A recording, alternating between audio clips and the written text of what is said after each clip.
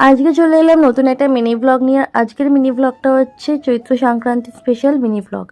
ভিডিওটা অনেকদিন আগের, আজকে আমার মেয়ের পরীক্ষা চলছিল বলে আমি এডিট করতে পারিনি, তো আজকে এডিট করে তোমাদেরকে দিচ্ছি।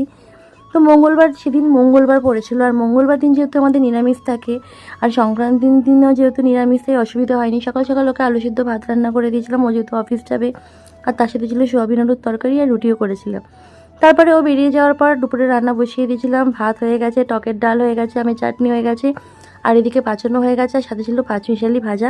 তার মধ্যে ছিল হচ্ছে পটল ভাজা, উচ্ছে ভাজা, কুমড়ো ভাজা, আলু ভাজা, ঢ্যাঁড়স ভাজা, শাক ভাজা।